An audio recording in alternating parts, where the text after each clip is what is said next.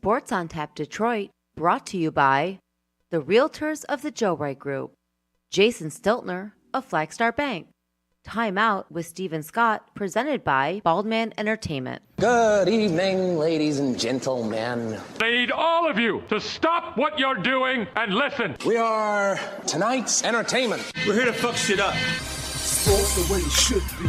Nothing sugar-coated, we're loaded with all the information you wanted. From legends to prospects, nothing's off limits. Chris and Joe be taking on all topics with no stopping. They keep it rolling and going and ball hopping at a rate that's hard stopping. With news that's jaw dropping, they're getting it in. Sports Center competition, man, they in it to win. This ain't a fluke, from Carolina to Duke, from MSU to Michigan. You'll know if you listening, if you ain't, you missing it. All the excitement, they shock like a thundercloud and ride with lightning. Get it together, you know ain't nobody better. Bring heat than cold weather. You better put on a sweater, you better just let it go when all come and attack. Sit back, relax, let's tell them it's on tap. We'll do it live. Fuck it.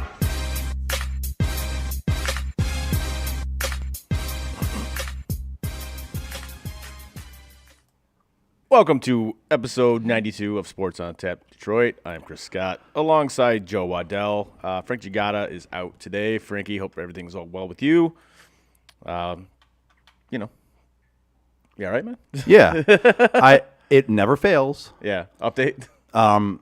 Yeah. Fucking Microsoft. I swear to God. Is it actually updating, or is it asking you if you No, want to it's update? saying your device was powered off at scheduled time. Restart now or wait an hour. Oh, I mean, wait an hour, obviously. Yeah. And then it'll ask you again, you want to wait another hour? I hope it asks again. I hope it doesn't do it in an hour. if you guys lose us in an hour, it's because Microsoft sucks. Unfucking real, man. Every time, it never fails. That is honestly every time. You're right. Every time. Just never fails. Oh my God.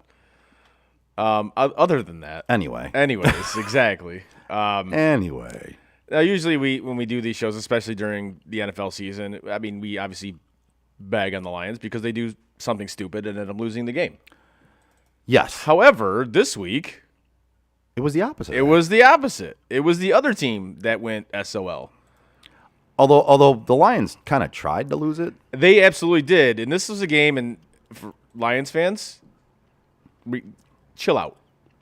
Congratulations, you beat like the worst Packers team in the past 20 years. Yeah, that's one thing I did. I'm gonna try to find it on my Facebook page here, but there was one person who was so exuberant that they beat Aaron Rodgers Right. and the Packers, and it was like, okay, listen, a win's a win. You support your team. Absolutely. You're happy about a win. Let's reel it in a notch. Yeah, come on, and you barely beat them. It's not like you blew them out. And this is literally arguably the worst Packers team in the past 20 years. So They're bad. Like we were talking about before the show. I think the team is broken. I think the Packers are broken. I think the team is broken. I think Aaron Rodgers is broken. I think Aaron Rodgers might be done. He looked very disinterested at times. I mean, granted, there was parts of that game where you could see he was pissed. Yeah, but there was a point in time where you saw the look of I just fuck this. of just giving up. yeah, on his face. It's like why? I'd rather be anywhere but here right now. Yep. And that game, just watching that game, it was just a matter of, all right, which team is going to be worse here? Is it going to be the Lions or is it going to be the Packers? And it turned out to be the Packers. Now, that being said, honestly, credit to the Lions defense. They actually played well. They made plays when they needed to make plays. Whenever Green Bay got in the red zone, the Lions stood up and they either intercepted Rodgers or they stopped him. And honestly, props. Credit where it's due. It kind of sucks. I love bagging on the Lions. I do. And after a win, and of course, even after a shitty win, right? I still feel I'm like I can't really bag on them. I mean, they did win. Whether it was because the Packers gave it to them or the Lions just failed to fail. Right. I mean, it kind of looks like that Aaron Rodgers just wants to murder Matt LaFleur. Seriously, Yeah. it does. Yeah. Well, and so we talked about it on Sunday, and it was one of those things where one of the biggest losers at the trade deadline was Green Bay. Yeah. And you look at it, and they were one of the biggest losers because they didn't make a move. And you see now that apparently the reports are out there. They did. They tried very desperately to get both Darren Waller and Chase Claypool. Yep. Neither one panned out, obviously, and the Bears, who were in the same division, ended up getting Claypool. Oh, we'll talk about them shortly. Yeah, I'm very disappointed. Frank's not here. I'm very disappointed for two reasons that Frank's not here. A, the Lions actually won a game and he's not here. I know he wouldn't have had to wear the hat. Right. The Lions won and he's not here. And obviously, we'll talk about the Bears here in a few. Talk about the Bears. But you're right. It's. I mean, they were one of the biggest losers at the trade deadline for literally doing nothing. And I don't know whether it was their lack of wanting to pay more for those players or just that it just didn't work out. But you'd think for a team that you have Aaron Rodgers from this last year, basically, is what it looks like. I mean, he's still got, 2 more years on his contract? Yeah, but I think he's done. Yeah, I think he's done too. You look at it, and maybe it's 2 years. Maybe it's this year and next, right? All right. So you need somebody for him to throw the ball to. It's obviously not working with Lazard. Right. He can't stay healthy, and even when he is healthy, he's not a number one receiver. Right. Romeo Doubs is a rookie. And he got hurt. He's been promising, but the first play, he caught one pass and got hurt right after that. Yep. And then Christian Watson, second-round pick from this year, has not panned out. You've got Tanyan? So you needed to go get somebody at the trade deadline, and they didn't. Whether it's their fault or not, they didn't. This is one of the most baffling things about any team. When you have a Hall of Fame player on your team that you're supposedly trying to build around, yet you don't do it. I don't care if you're a Hall of Fame quarterback or not. You got to give him weapons, man. And granted, but this is the difference between Brady and Rodgers. This is 100% the difference between Brady and Rodgers. Brady did it mainly with, secondary receivers. Oh yeah. Oh, mainly. Besides when he had Randy Moss. Yep. And the one thing to Aaron Rodgers' credit, though, I will say, is they haven't drafted. He hasn't thrown but one touchdown pass to a number one, right? A first round, right, receiver or tight end, and that was what Mercedes Lewis was the only one he's ever thrown a touchdown pass to that was drafted in the first round. So he has done it with. He's made other receivers good. I mean, Donald Driver, Greg Jennings, Jordy Nelson. Now Devontae. But Greg Jennings was an elite receiver for a few years. He was. But again, he was not highly touted coming out of college. He was not. No. He was not a man. So I mean, was that a lot him? Was it a lot Aaron Rodgers? What a combination. Again, Jordy Nelson too. He was considered one of the best wide receivers in the game for a few years. Yeah. Donald Driver. Jordy Nelson was Cooper Kupp before Cooper Kupp. Right. That's what he was. And not just because they're white. It's just they're the same type of receiver. God, you're racist. I know, right? You're just like Matt Stafford. Yeah, just like Matt Stafford. You're a racist, just like Matt Stafford. I gotta be careful. I don't want to sound like Terry Bradshaw. I don't want to say anything stupid. When I saw that. Oh my God! Are you serious, dude? Bro, so the I get people love Terry Bradshaw and people love Lee Corso. It's time. It's time for both of them to be done. Somebody either in their friends list or their family list needs to look at them both in the face and go, "You're done. Stop. Just stop. Stop talking in front of people. Yep. Stop talking in front of the camera. Go retire. Do something else." Because there's at least once a week where Terry Bradshaw says something and the whole panel that's on there with him looks like they want to be anywhere else but there. Right. So one of our followers, Kelly John, says, "Who wants to play for a halfway at best checked out Rodgers? That's why Adams left, we were told. Hard to make deals with stars, in quotations, when they may only have this year left with him. And then what, Love? A rookie they take next year? Just my opinion, and I don't know anything." Yeah, and I think there's some validity to that. There is, and I agree. When it comes to making deals with free agents, that would be an issue. When it comes to making a trade for a player, a lot of times they don't have a choice. No. And Claypool wouldn't have had a choice. Waller wouldn't have had a choice. It would have been done. The thing they needed to do was trade for somebody, and I think besides those two players, they could have went out and traded for Brandon Cooks, and he's another receiver that I know his contract is large right now. It but is. if you've And got he wanted Rodgers- out, too. He did want out. So I'm sure he could have restructured and would have been willing to do something because he wanted out badly. He doesn't want to be in Houston. No. So he would have been willing to restructure a little bit to go play with Aaron Rodgers when they Even if it is for this year. Right, even if it is just for this year, or just this year next year.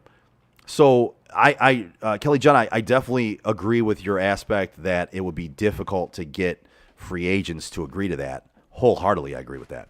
But with the trade, it's a little different. And that I put on Green Bay themselves. They didn't Right. make the effort like they should have to get him another weapon. And I feel like that's been their MO basically the entire time Rodgers has been the quarterback. Absolutely. Which is again, that was kind of the whole point of this kind of tangent or whatever. Yeah. Is why? Well, it's almost like they just felt, well, we have Aaron Rodgers. He's this good. Right. He's this good. We don't need to address his weapons. He can get by with anybody. We need to address the defense. We need to address the running Right. game. We need to address this.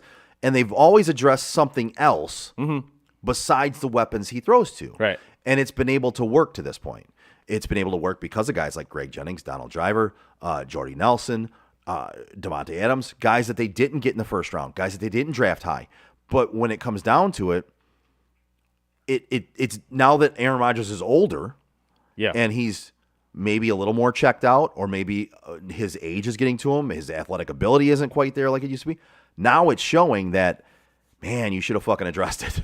Yeah, and Green Bay's generally, for the most part, in Rodgers' tenure, they've had a solid offensive line. Would you agree with that? Absolutely, yeah. Because it seems to me that the Packers like draft an offensive lineman like every fucking Yeah. season. Which I can't say it's not smart. No, I agree with you, but it's cool to draft O linemen to protect your franchise quarterback. But you again, like we just talked about, you got to draft some position players that can actually help him. Like, can you imagine if they actually drafted or traded for, a good secondary receiver or a star receiver, or even like a stud running back? Yeah, How his numbers would look. right. Like his numbers would be Well, and not that Aaron Jones has not been a stud running back. He's Right. turned into a stud running back, but he wasn't drafted as one. I think he was drafted in the 3rd round. But it's like, yes, that's. I think they've almost taken Aaron Rodgers for granted. and it's hard to disagree with that. And people say, well, why hasn't he won more Super Bowls? And this is why I hate the quarterback win stat. I can't stand it. Yeah. And the same thing with the Super Bowl shit. Yeah, Football is such a team game that it really is. I mean, you look at a guy like Marino. Yep. I mean, he's arguably the best quarterback ever, arguably. And he's got. And if he's not the best, he's in the top 5. Yeah, exactly. But And yet he doesn't got any rings. None. None. He went to the Super Bowl. I believe it was his first year, right? 84. Yeah. And then never went back. Never went back. And so what does that tell you? It tells you, yeah, you could have the best quarterback on earth, but if you don't put the right team around him, I mean, shit, look how long it took Elway to fucking win. Let's see. He said, Kelly John says, what about picking up OBJ? I think he's still out there, isn't he? He is. Is he still a free agent? Uh-huh. Yeah, they had to wait for him to be cleared from his knee, Gotcha. his knee injury. And then he says, or what about Marlon Mack? Well, the Marlon Mack thing, I don't think Marlon Mack is that great. But when it comes down to it, if the Aaron Jones injury turns out to be more serious than they think, and they only have A.J. Dillon back there, who this year has not looked like he did last year. No. Towards the end of the season, second half of the season, Marlon Mack might be an option. OBJ. He's better than anything they got. He is, but he's also coming back from 2 different major knee injuries. Right. Was it on the same knee? Different knee. Okay. Both I'd say if knees. it's on the same knee, then no, I'd probably stay away from that. Both knees at this Yeah. point. I don't know, but even with that being said, would he be better than anything they have now? I mean, that's tough. I'm not a huge OBJ fan, especially after the 2 injuries, but I mean, I can't say it's not worth a shot for them. Right. You would think it's got to be worth a shot. At this point, What's the worst you're going to second half of the season, what's the worst you're going to end up paying him? I mean, you're already 3-6. Right. So- So what's the worst that's going to happen? Exactly. I can't say it's not a smart move. It would bring him in and see what he has. He says, I went to USF, so I had to say Mac by default. That's great. Way to support your boy. Nice work. I like it. Not going to fault you for that. Absolutely not. But yeah, if being 3-6, like you said, I mean, why not put an offer out there? If he accepts it, cool. I don't think he's going to go there. Honestly, I think he's going to end up in Dallas. I think he wants to go somewhere where he's going to get. So OBJ wants to go somewhere where he's going to get more publicity, more eyes on him. Dallas, and so it's Dallas. Yeah, it's back to the Rams or to the Giants. It's the Giants. Yeah. Even the Jets, another New York team. I know the Bills are on him too. Like, well, the Bills have something else to worry about right now. Yeah, we'll get to that shortly as well. But I mean, I honestly think he's going to end up in Dallas. I do, because his dad's he's from there. He's from Texas, right? Like his dad was in the game that was featured in Friday Night Lights. So, I honestly think he's going to end up in Dallas. But you're right. I do believe he wants to go somewhere high profile, I guess. Yeah. Or I mean, I know he won a ring last year, but he didn't necessarily play in that Super Bowl. But maybe he does want to go somewhere where he can actually win a ring. But that being said, Dallas is a contender. The Giants are a contender. I'm still not sold on the Giants. I'm not sold on the Jets either. And obviously Buffalo's a contender. So it's going to be interesting to see where OBJ goes. And I think if Green Bay's in that mix, I don't think Green Bay's a contender. I don't. No, Green Bay's not a contender. Green Bay's not a contender at this point. I think they're the farthest from the contender. So that division is Minnesota's to lose. Oh, absolutely. And I mean, they're 7-1 right now. I don't understand how that team is 7-1. They're consistent. We It's talked about it. amazing. We talked about it on Sunday. They're consistent. So they just have consistent play. And it's Kirk Cousins hasn't done as many Kirk Cousins things this year. He hasn't. And he's just been consistent. And again, that running game, not flashy, consistent. It gets the job done. Right? And they've got one of the best receivers in the game in Justin Jefferson. Yeah. The defense is good enough. They're solid. They're just one of those teams that is very under the radar good. Now, this is something I didn't think of. He actually brought up another thing about OBJ, OBJ to Baltimore. Well, listen, they just lost Bateman for the year. I mean, Baltimore's kind of the same as Green Bay. They don't want to get their franchise quarterback a wide receiver. Why do that? Yeah. Well, one, why do that with Lamar Jackson when he can't throw the football? Right, really? Exactly. Even though he did look pretty good last night. Not great. Yeah. But he looked solid. I wouldn't say good, but Fair. Maybe okay. Yeah, I mean, they did lose Bateman for the year. They've got a banged up Andrews. Yeah. And, I was surprised they didn't get Isaiah Likely more involved yesterday. He got a touchdown last night, did he? He did, but I think he only had 3 targets. I think it was 1 catch, 24 yards, and a touchdown. But he looks good, and he's even of the mold where you could possibly use him at wide receiver. He's a taller, lanky tight end. He's got some speed to him. Yeah. So he's a guy that you could use at wide receiver as well. Right. I don't think that OBJ going to Baltimore would be a bad idea, but again, like you said, Chris, it's why would Baltimore want to sign a weapon for their quarterback? It's weird, right? I mean, they've never done that, so why start now? Like, honestly. I mean, Baltimore always goes for the defensive side of the ball, same as Green Bay. They do. Green Bay goes for offensive line and defense, and so does Baltimore pretty much. But you also have to look at it that way. Those are two of the more successful franchises. Weird how that works. I know. Weird how that works. Yep. Go figure. So, kind of moving on from, we're going to stay in that same division in the NFC North. We're not even talking about the Lions. We'll get to them in a few because, yeah, they won. I'll be honest with you. I don't have much else to say about them. They won. In a very ugly game. Yes. And Lions fans, hey, soak in the win. Enjoy it. I'm not going to bag on your team this week. I know you guys love beating Green Bay. It's cool. Yeah. The only thing I'll say is the same thing you said, is reel it in a notch, chill out a little bit, and just – listen, put it in perspective. Okay, put it in perspective. You beat a bad Packers team. You beat a very bad Packers team. Yes. And there's a whole lot more season to go around. Hopefully you're on the uptick for your sake. I'm going to tell you, I think you got a lot more losses in your future during this season. Yes. Well, we'll stay in that division because we're going to go to the Lions' next opponent, and that is the Chicago Bears. I can't fucking wait. Frank, God, I wish you were here for this. I really do. I do too. Like, even though the Bears lost that game, because I think they were just playing a better team in Miami. I agree.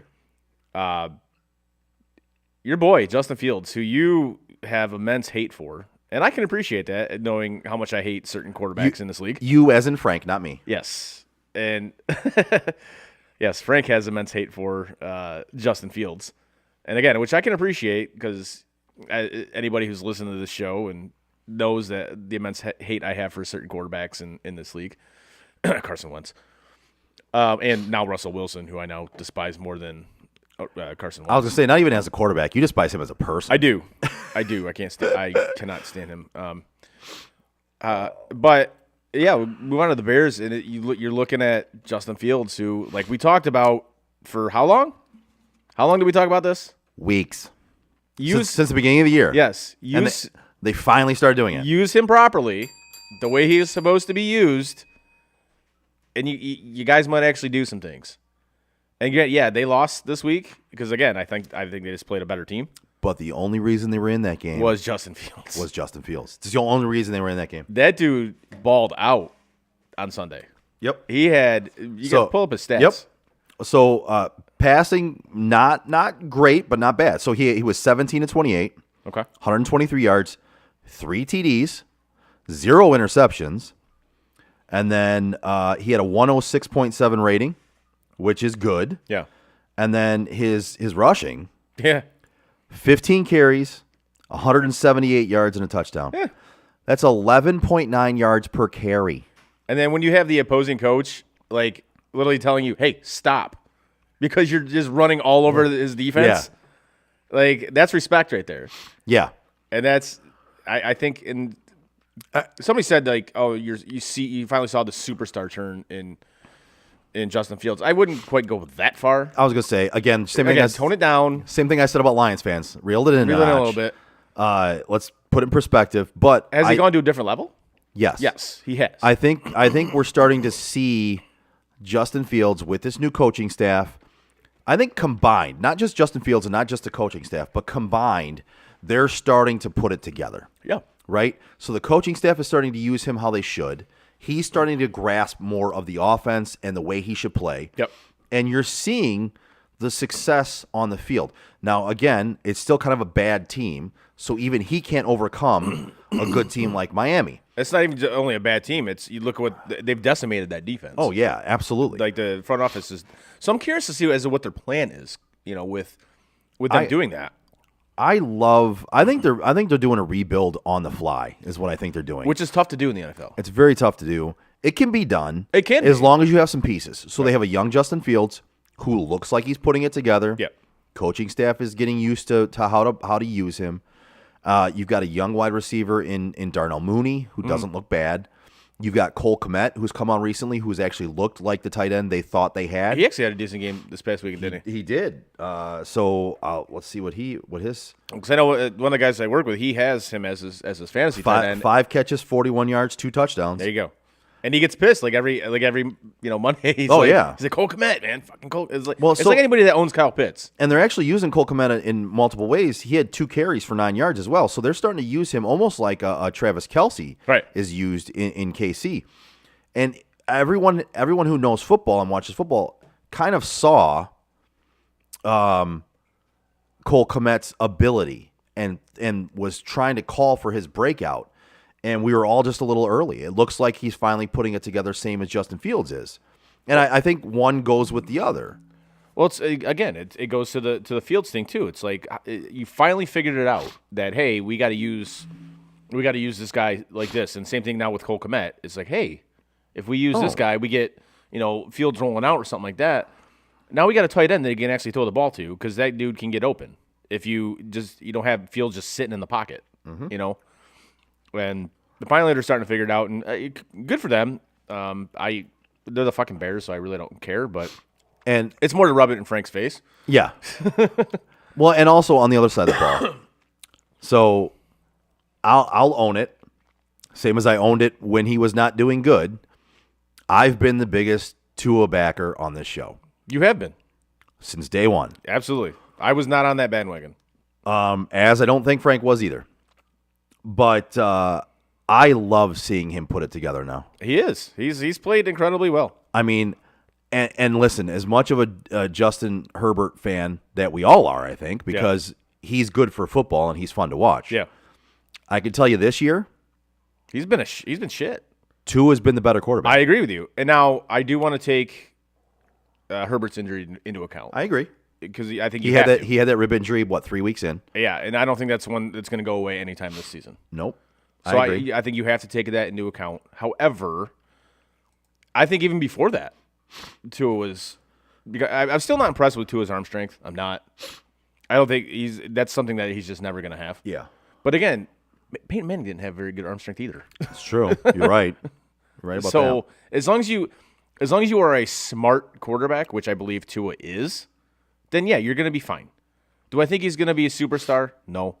I think he's going to be good to very good. Right. But I don't think he's going to get superstar level.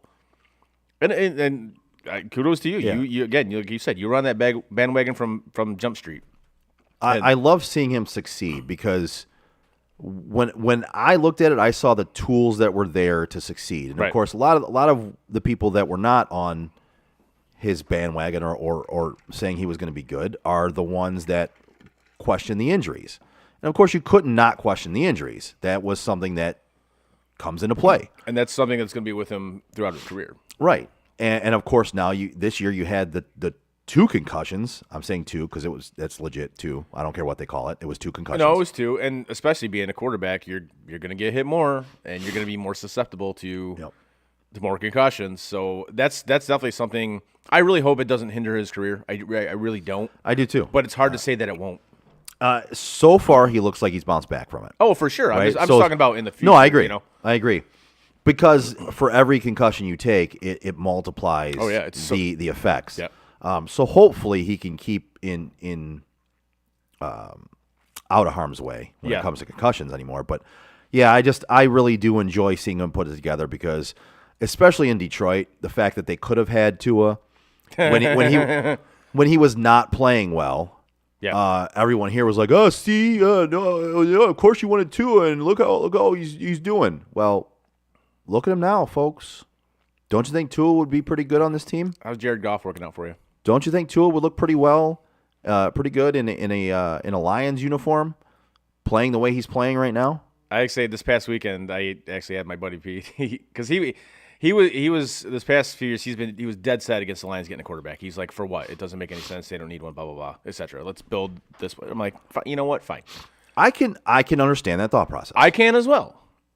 I was like, I didn't agree with it, but I can understand it.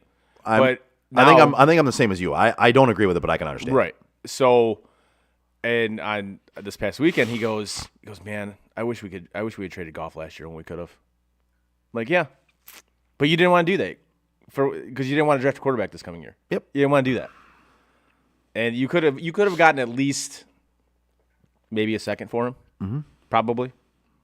Yeah, I think it's possible. You could have got a second for him because he was actually playing relatively well. I think it's possible. I think more like a third would be realistic. At the top of the heap, you got a second for him. Yeah. But it is the Lions, so you probably would have got a third. Yeah. So, but and that's why I said to him, I go, well, how's that looking out for you now? You know. Yeah. How's it working? But you know who does work out for you?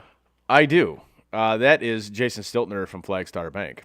If you're a homeowner or looking to be a first-time home buyer, give Jason Stiltner, Senior Loan Officer at Flagstar Bank, a call today at 248-752-3631. Jason has great mortgage programs for first-time home buyers, including down payment assistance options and excellent interest rates. Again, give my guy Jason Stiltner from Flagstar Bank a call today at 248-752-3631 and get the excellent service you deserve. Flagstar Bank, equal housing lender, member FDIC, NMLS number 27546. There you go. Oh man, he gave me the live one. All right. Yeah, I think we'll stay in the NFL a little bit. Yeah. We got a few more games to talk about. I do. I do want to get to the Buffalo New York Jets game because there might be something significant that comes out of this game. And we talked about it on Sunday, and we both kind of had the feeling that this was going to be a dud for the Bills, and it was. And it was. And credit to Josh Allen, he owned it after the game. He said, it's hard for my team to win when the quarterback plays like shit. And he played like shit. He was bad. Yeah, even though he had 2 rushing touchdowns, he just didn't play well. He was bad. And he has an injury. Yes, and that is the important thing to come out of this is he does have an injury. Now, how serious it is, we don't know yet. However, it is to his elbow, and it is synonymous with Tommy John surgery. Tommy John surgery. And it's kind of basically what Matthew Stafford has right now. Yes. It's a fairly similar injury. Again, the severity of it, we don't know yet. So not good. now, I got my fingers crossed that it's not totally severe. Now, if you need to sit him this week against the 7-1 Vikings, sit him. Yeah. Fine, sit him. Even if you lose the game, fine, sit him. I don't care. Whatever helps his elbow heal, because you have to have the bigger picture You do. in mind. You absolutely do. You can't have the small picture in mind. You're gunning for the Super Bowl. Yes. 1 game or 2 games in the season doesn't make your season. It does not. Even if you don't win the NFC or AFC East, it doesn't fucking matter. You're getting in the fucking playoffs. Get in the playoffs. It doesn't matter. Have a healthier quarterback. You already shown you can walk into Arrowhead and beat the Chiefs. You can do it. You've done Absolutely. it twice in the past 2 years. You can do it. Absolutely. And you should have done it in the playoffs last year, but your defense decided to fuck off for 13 Decided seconds. to shit the bed. Yeah, so I'm not concerned about getting home field or anything like that. Just make sure your quarterback, your all-world quarterback, is healthy enough to actually play in the playoffs. Yes. That is what is necessary right now. And I want to give credit where it's due on the Jets side of the ball. Hey, how's not getting Robert Saleh for your head coach looking for you now, Detroit? Because everyone wanted to say, "Oh, we didn't want Robert Saleh." Yeah, you did. He wasn't the guy for us. Yeah, he was. The guy that we run through brick walls for is Dan Campbell, and that's our guy. And but Why is it Lions fans always want the wrong guy? It's amazing. it happens all the Like time. they wanted Patricia. Yep. They wanted Captain Knee Biter. Yep. And look at the Jets now. 6-3, second only to the Bills, who they just beat. Right. And they got a shitty quarterback. And the only reason they're second to them is because the Bills have played one less game at this point. Right. And they have a shitty quarterback Yes. who throws interceptions like he's handing out candy on He does. on Halloween. So like that game against the Bills, the Jets defense was fantastic. Yeah. So you had not only Josh Allen playing like shit, but you had the Jets defense actually playing really well. Yep. Your quarterback didn't. Not at all. He was not good. But And this is why quarterback wins are fucking. It's such an overrated stat. it is an overrated stat. And you look at this, they're winning despite their quarterback because of the head coach they have and the draft picks they've Yeah. made over the last couple years. Like Sauce Gardner, excellent pick so far. Excellent pick. And I listen, think even during that draft show we thought that was we a really did. good pick. I was going to say I got to. Listen. We'll take shots at ourselves all the time, but we'll also give ourselves credit during that draft. Yep. We said that was one of the better draft picks early. I mean, they got a steal in Sauce Gardner. I can't wait till our next draft show. That shit was fun, man. That was fun. That was a lot of fun. And then, I just love the direction they're going Yeah. with the coaching they have, with some of the players they have. I think they got to figure out their quarterback situation. I don't think Zach Wilson's it. I think they screwed up on that one. But even with screwing up on their first round draft pick with a quarterback, they're still winning. They're still 6-3. It's amazing when you have people running your organization that know what they're doing. But Lions didn't. Lions and Lions fans didn't want Robert Saleh. No. Especially he was a hometown guy. Why? Whatever. And this is why your franchise sucks. Or one of the many reasons your franchise sucks. Yes. And so some of the other things coming out this weekend in NFL, right? Yeah. We bagged on Baker Mayfield on the Sunday show. Yep. And then he proceeded to come in after they benched P.J. Walker. Yep. And he proceeded to come in, and what he did was 14 of 20, 155 yards and 2 touchdowns, no picks, and a passer rating of 126. How about that? So listen, I was on board with bagging him on the Sunday show. as well I should have been. Yep. But I mean, it's things like that. It's games like that where he comes in cold after having being injured and plays like that. And you're like, why can't you put it together like that more often? Why can't you man? be consistent? Right. Yeah. So, and I think a lot of the things we've said this numerous times about Baker Mayfield is just he tries to do too much. yeah. Yeah. And you're looking at certain guys that they just like Geno in Seattle. Yep. He doesn't try to do too much. He's taking what the defense exactly, gives him. and that's always been Baker's issue is he tries to do too much. See, and I think that comes from in college, guys like him, guys like Kyler. I was going to say Kyler. So like those guys, again, like I said about Kyler, he relies a lot on his athletic ability, his pure athletic ability. Yes. Doesn't really study, now Baker, by all accounts, does study and does watch tape and is that guy. But I think I've heard nothing sometimes to the contrary. right. So I think those guys come out of college having been able to do and succeed so much with their athletic ability and just their pure athletic talent Right. that And not to mention they both played in the Big 12, Right. which no fucking defense has played in that conference. but they come into the NFL and they try to be that in the NFL, and it's like, no, in the NFL you kind of just got to give what the defense take what the defense gives you. You got to take what they give you, pick your shots. Yeah. You can't always be trying to get the big play every single play. No, certainly not. You have to let it come to you. Like if you in the NFL, if you see a guy is open by like half a step, Yeah. it's probably going to be an interception. If Right. You throw it. Right. I think in college you'll probably get away with that shit. Right. Because in college, your receiver's probably just that fast where he will be able. You can outthrow him and he'll catch up to it. In the NFL, the DB is equal as fast, if not faster, than your wide receiver. And if there's only a half step there, don't throw it. Don't throw it. But there's just sometimes you see these guys press Yeah.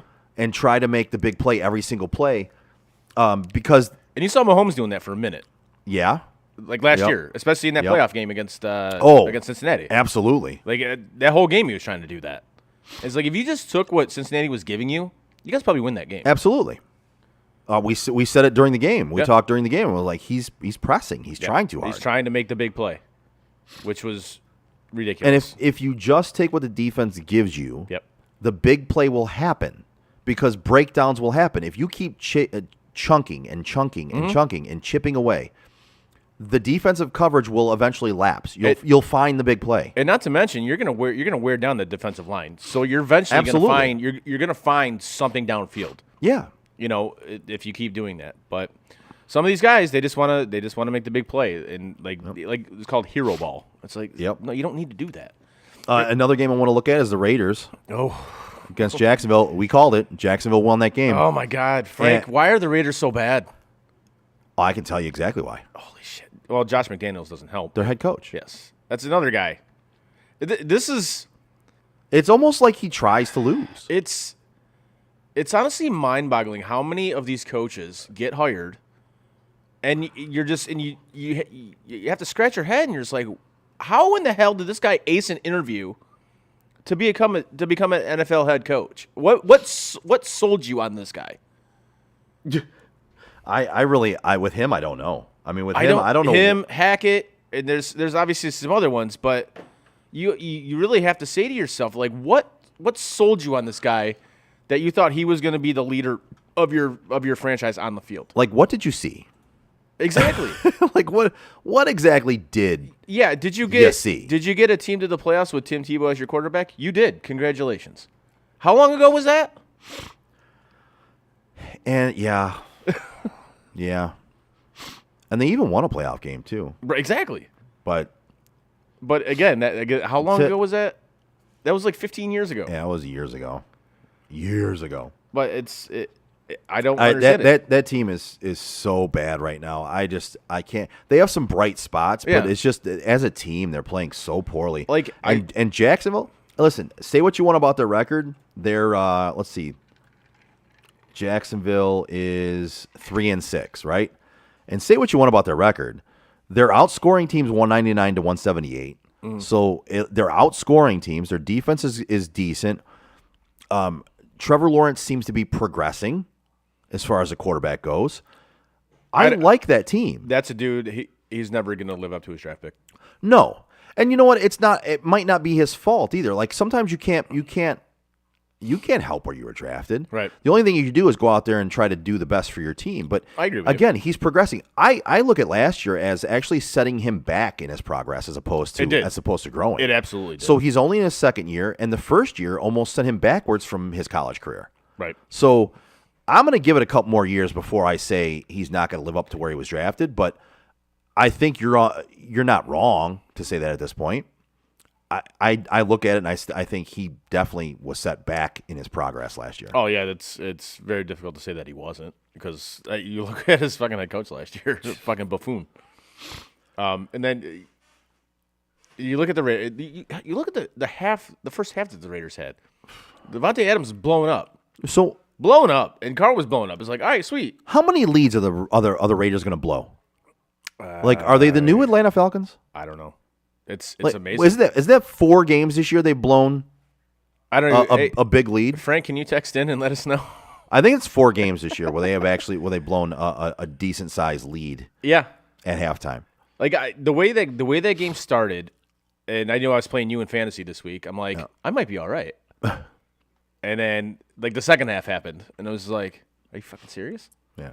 So, not to get too far into our fantasy, but did you see the move I made last night No, I didn't see it. before the game? So, I had picked up Andy Dalton as Yeah. my second quarterback, Right. and we can only carry 2 quarterbacks in that league. Right. Well, I also had Likely playing. I had Kamara playing. And I said, all right, even if this is a low-scoring game, I'm ahead already. You only had the Ravens defense. And I was like, all right, I'm going to look ahead to next week. Fuck Andy Dalton. I'll put Taysom Hill at my tight end. I'll put Likely in at my quarterback wide receiver flex. Right. Get rid of Dalton. And I picked up Daniel Jones for next week. I was looking ahead to next week already. Nice. Because I didn't want to have to – I had one move I could make still this week because we only get 5 moves. Yeah. I used that one move to make a move for next week and put Daniel Jones on my bench just because I want to have to bid against anybody to get him next week because we need 2 quarterbacks Yeah. and there's more bye weeks next week. Who knows who I would have been bidding against to try and get him. I was like, fuck it. I'm going to make that move right now. Do you want Aaron Rodgers? I'll trade you right now. God, no. Fuck, no. No. The funny thing is, about halfway through that game last night, I thought it was going to bite me in the ass, though. Because, yes, Andy Dalton wasn't playing great. No. But he still had scored enough points where I would have been okay. I was still looking like I wasn't going to be okay with the Ravens defense playing well. And with those other 3 guys, I was like, am I really going to lose this I fucking said the game? matchup. It ended up closer than I thought. Yeah, it I was be. like, am I going to lose this game because I made a stupid-ass mistake What- by what- picking up Daniel Jones for next week? When I saw it this morning, I'm just like, wow, that was actually ended up Yeah. closer than I thought it was going to be. Yeah. Shit. And part of it was my own fault. But, yeah. But obviously, not to get too far into our fantasy Yeah. stuff, but Nobody wants to hear all that bullshit. no, but it was- nobody does. Another game I wanted to get into again, like we talked about it a little bit, is Geno, man. We talked about it on Sunday. Hammer the Seahawks, and I did. Yep. I placed 3 bets on Sunday. It was the Seahawks, the Jets, because I'm like that spread is fucking crazy, and I hammered the Jets, and I forgot the other one. I think it was Atlanta and Carolina. I think. So, no, Carolina played Cincinnati, Who but did Atlanta play? Atlanta played the Chargers. All right, yeah, I took the Chargers. I actually hit So- all 3 of them. So I'm not going to lie. I had a good week this week. Yeah, I did. So- I did as well. I hammered Seattle. Yeah. Because we talked about that. I actually put a decent amount on Jacksonville. Okay. And then I put a little bit on the Jets as well. Yeah, I put it on the Jets money line. I did too. I hammered the fucking Jets. I hammered the Jets money line and the spread because I'm like, Yeah. the Bills ain't covered. I think the Bills are going to lose this game. Yeah. So there was, don't get me wrong, there was a couple that I lost. It wasn't the only ones I bet, but Right. I did pretty well in betting the underdogs that we thought were the ones that were going to win the games, and they Right. did. And then I bet Michigan basketball. I think they were laying 14.5. Yeah, baby. Nice, good job. Yeah. I haven't even gotten into watching any college basketball yet. It was literally the first games of the season last night. So Speaking of college, yeah, I think we got to get into talking some college football, right? we will. Do you want to hit that NFL stuff that we kind of brought up a little bit? Yeah, we can. Before we get into that, Because of the midway point of the season. yeah. Yep. I think before we get into that, I'm going to tell you a little bit about one of our sponsors, the Joe Wright Group. Yes. Whether you're buying or selling your home, now is the time to take advantage of having the expertise of 4 real estate agents for the price of 1 on your side. Make the right move with the right group, the Joe Wright Group. Give Craig Joe Wright, Mike Bush, Shane Wilson, and Alex DeRocher a call today at 248-535-4750 to fulfill all of your real estate needs. Nicely done. There you go. I'll give myself one of those. So I saw this on the twitter.com from one of our followers, and I said, well, yeah, I mean, if they can put it on there, why can't we use it as well? Because I think some of these questions are needed to be asked at the kind of halfway point of the NFL season. Yeah. So I figured, yeah, why not roll with it? So who's your most surprising team as of right now? That's tough. All right, most surprising team. Yes. I think I'm going to give you two. I'm going to give you most surprising team positive and most surprising team negative. No, that's going to be the next question. Oh, Yes. okay. Never mind then. I think most surprising team would probably be the Giants for me. Yeah. They're definitely up there for me. It's either them or the Jets, one of the New York teams. And I think the Jets, I saw a little more potential in their roster than I did the Giants. Mm-hmm. So I think the Giants surprises me a little bit more. First-year head coach, roster kind of decimated. Cadaverous Tony, I should say. Cadaverous Tony getting hurt all the time. None of the receivers can stay healthy. They got Galladay, who's a pile of shit. I think they're the biggest surprise for me. Okay. They're definitely in. I'd probably say like the top three for me, but my number one would probably have to be the Seahawks. Yeah. I mean, you look, they trade Russ, and you get back basically a bag of used footballs for him. But then Geno Smith, who, again, last year we didn't even know he was still in the league. Right. The dude is having a resurgence in his career, kind of like we talked about it on Sunday, kind of like Rich Gannon had when he led in his time with the Raiders. Yep. And Pete Carroll's done a hell of a job with that team. Absolutely. They're first place in the NFC West. I love bagging on Pete Carroll, but I gotta give him credit. You do. It's that team is playing. Team is playing excellent football. Playing very well. Kenneth Walker, K9, gotta love what he's doing. I think the reason maybe I wouldn't go with them number one, in my opinion, for me, and they're up there. They're definitely up there because of the Geno Smith thing for sure. I just saw Seattle still had some good pieces, right? I mean, they have Tyler Lockett, they have DK Metcalf, so they still had decent pieces. Now, nobody thought Drew Lock or Geno Smith were going to be good quarterbacks, and that's why I put them number one. Exactly, because nobody saw Geno doing what he's doing this year, and then your backup is fucking Drew Lock, right? And everybody thought Drew Lock was going to be the starter, right? Even though he's a pile of shit, he is a pile of shit. But yeah, no, I think both those are really good. I think those two teams, and I couldn't argue either one of those teams. I couldn't argue if you said the Jets. Mm-hmm. By any means, I couldn't argue any one of those. Okay. What's your most disappointing team? That's a tough one. Give me a second to look this over here. There's a few that can be on there. I think for me, based on my expectations for this team, as opposed to the reality for this team, for me the biggest disappointment would have to be the Raiders. Okay. It's again, they're kind of like what we just talked about with the Jets or the Giants or whatever. They're definitely up there for me. Yeah, I think, for me, it's more on what I expected out of them versus what I'm getting. Yeah.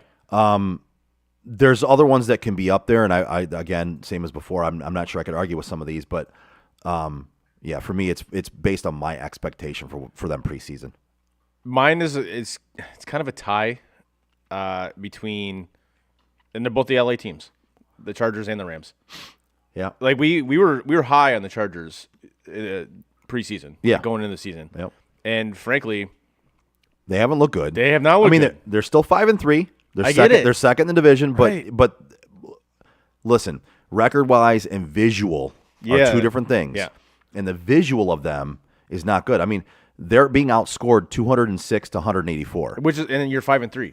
Right. It's amazing. So it's definitely, the visual on them is not very good. But I guess I would have to say the Rams over them though, because like I know, like you just won a Super Bowl, but how do you fall like that far? Oh, it's drastic. That's a bad football team. They're 3-5. they've talk about being outscored. They're outscored 173 to 131. That's amazing. That's You just won the Super Bowl. yeah, they're not good.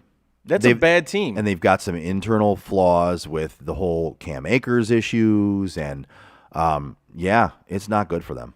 Yeah, that's the one I got to go with. Is definitely the Rams. Like that should be a better football team than they are, and they're. See, now I could make arguments for the Chargers to not be on that list, Yeah. but I can't make an argument for the Rams not on there. Like it's not like I could argue and go, no, that can't be. No, they can, they can. And like I said, I think the Raiders, for me, being 2-6 in a division where we thought it was going to be super competitive, with them getting Devontae Adams and having a decent defense, for me, it's more like my personal expectation for them preseason was way higher than what they're doing right now. Absolutely. Like it's bad. Who's your MVP? Jalen Hurts. I think that's pretty unanimous because it's Jalen Hurts. Like the only other one I could maybe put in there would be Tua because of what they're doing. I could put two other ones in there. Tua, and also you can make an argument for Josh Allen still. I think you could still make one for Mahomes. Honestly, Yeah. you could. But yeah, I agree with you 100% on Jalen Hurts. And that was another one of our picks before the season started was who was going to take that next step. And I think we all said Jalen Hurts. I know you did. Yeah. I'm fairly certain I did on one of those questions. But Let's see. I'm trying to let me look here on what I said for these questions. but that dude is absolutely taking a No, step so up. for MVP for me, I was torn between Hurts and Herbert, Yeah. and I put Herbert. Okay. No, you had Herbert. Okay. MVP. I put Hurts. Okay. Yeah. I had Hurts. You had Herbert. I had Hurts for something like maybe like most improved player or some shit like that. Something like that. Yeah. Yeah. But Which- but I know you were high on Hurts as well. We all were. Yeah. You and Frank picked Philly for your Super Bowl or NFC. We did. Now I have to say this about the Eagles. Like this, They haven't played anybody. I would say, is this like a fraudulent undefeated record like the Is Steelers this had a couple years Is this ago? like the Steelers? Yeah. I'm gonna go with no. I don't think it is either. So I understand people saying it because you- I knew exactly where you were going with it. right, but you looked at the Steelers when they were going undefeated, but you looked at it and you're like 100% this is fraudulent simply because of who their quarterback was. Well, and because the way they were winning those Yeah. games, right? So Philly is still a damn good team, even though they haven't really played great teams and they've won. And yes, they only beat the Lions by like 3. That was the first game of And- the year. And they've had some moments where they don't look good, right? And the biggest knock on them, as we've talked about it, they come out like gangbusters and then they slow up. Right. And you can't be a great team by doing that. With that being said, they're getting better by the day, and they're a better team than the Steelers were a couple years ago when we said it was fraudulent. Because they have a better quarterback. Yes. Period. And he's putting it together. Yes. He's literally putting it all together. Yeah, that was. I've been thinking that for a while now. I'm like, is this like a fraudulent undefeated team like the Steelers? And in a way, yes, because of kind of the competition that they played, Right. but ultimately, no, Right. because they do actually have a legitimate quarterback who can throw the ball more than 5 yards downfield. So I had to get that out. Sorry. No, you're good. I like doing this. These questions, we did this at the beginning of the year. I love doing these. So your most disappointing player? Wow. Wow. Yeah, That's tough. this one's easy for me. Is it really? Oh, yeah. I'll let you go first then. Fucking Russell Wilson, 100%. Hard to argue. It's either him or Matt Ryan. Ooh. That's a good one. Kyler. Derek Carr. Oh, Jonathan Taylor. So he's disappointing, but I think that's more on. So Jonathan Taylor is a decent one to put up there, but I think his is more on coaching and injury this year. Okay. That ankle injury, which he re-injured again in practice last week, and coaching they just weren't using him right this year. It was really weird. It was very strange, which is why Frank Reich got fired. Damn, this one's tough. Mac Jones. No, I think I would have to go with. Fuck. It's this tough, is tough, right? Yeah. This is a tough one. It's tough. This is a very tough one.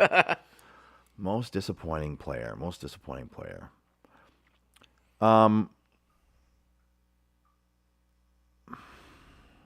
You know what? I want to say Russ with you because I expected so much more out of him on that team. But I don't want to give the same answer. So Yeah. one of my personal, this will be a personal one for me because I called for him to have a huge season. Gabe Davis. Yeah. Again, If that dude can step it up in the second half of the season. Again, this one's personal for me, same as I had a personal preference towards Las Vegas being a great team this year and competing, making the playoffs. So for me, this is more of a personal one. I had big expectations for Gabe Davis this year. And he's just not stepped up. He hasn't. And I'm hoping he can step up in the second half of the season because the Bills are absolutely going to fucking need him. Yeah.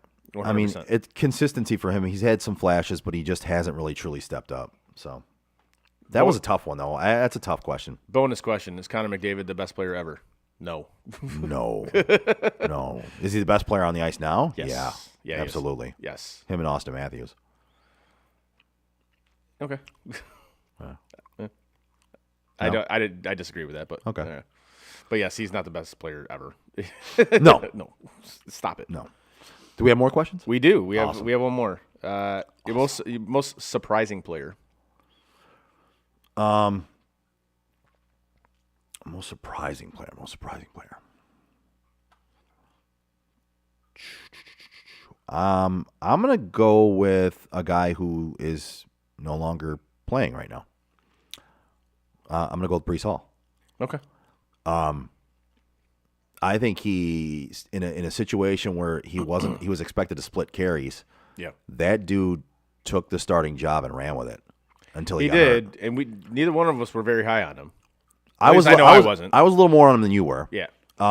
But yeah, I mean, he really succeeded in what he was doing. That guy was almost otherworldly when he was healthy before he got injured. I really think he definitely succeeded. And also, 1A and 1B, Dameon Pierce. Yeah. Dameon Pierce is that's a good one. baller. That's a good one. If you watched him run, not even just look at his stats, watch him run. That dude's a tank. That dude refuses Yeah. to go down after the That first dude's hit. a tank. He gets hit once and he's like, nope. Gets hit twice. Nope. I mean, he's a stud. He is a stud. I absolutely agree with that. Now mine is going to go more the negative route. Yeah, And yeah. It's Derek Carr. Yeah. You got arguably the best wide receiver in the game, and you still suck. Yeah. Like, dude. I that whole team just disappoints me. Yeah. Because I had such high And expectations. not to for them. mention, not only did you get arguably the best wide receiver in the game, but he's your boy. Well, the Raiders were both yours and mine sleeper pick for They the year. were, yes. And the team is just bad, but even Derek Carr just looks bad. Yeah. And that's Yep. amazing to me. However, you know what doesn't look bad? When you get restoration done by At Your Service by Pat. Yeah. That's right. Looking to brighten up your home or commercial building? Give At Your Service by Pat a call today. 248-794-0008 for your free estimate. At Your Service by Pat specializes in home and commercial building cleaning. Services include roof and house cleaning featuring soft wash, which is a longer-lasting alternative to pressure washing. They also offer window cleaning, concrete cleaning, deck and fence restoration, gutter services, and more.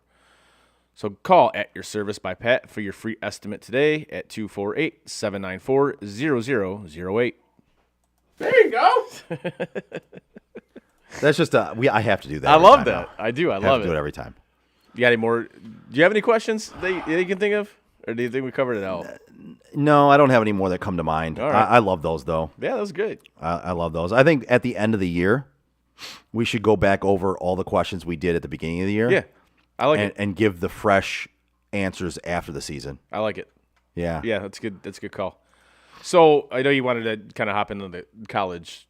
Yeah, I think we College should talk a football a little little bit. college football, right? Well, obviously, as we're on the air, the college football playoff rankings have been revealed I want to hear for this this. week. Looking forward to this. We got Georgia, Ohio State, Michigan, and TCU. Okay. Not quite how I thought it would play out. I didn't think TCU would make it into the top 4. I didn't think this Tennessee. week. I didn't think Tennessee would fall out. I didn't either. I thought they'd go to 4. Yeah, I did too. So what I said literally on Saturday night when I was at a house party, I said it would be Georgia, Ohio State, Michigan, and Tennessee. Yeah, That was my top that's 4. kind of how I thought that was going to go as well. Yeah. I didn't think they'd drop Tennessee out of especially being an SEC team, but Yeah. they got whooped. They did. They got whooped. They did. They got their asses handed to them. Yes, they did. And so yeah, I'm glad I'm glad they put a non-SEC school and they had them jump them. I'm really glad to see TCU make it into the top 4 right now. Yeah. And this sets it up for me, and I love it because it sets it up for TCU to make the playoff. It does. Because they're already in the top 4 right now. Win out. If they keep winning out, Yep. you can't remove them. It doesn't make sense to knock them down if they keep winning. But they're not going to have to do that because Alabama's got 2 losses. They're not getting in. No, I know. But again, if they put them at 5 now and Tennessee at 4, and Tennessee wins out, you still have a way to keep out TCU if they win out. By dropping Tennessee out and putting TCU in there right now, TCU's playoff hopes are in their own hands. And I like that. I like it. The only thing I can see is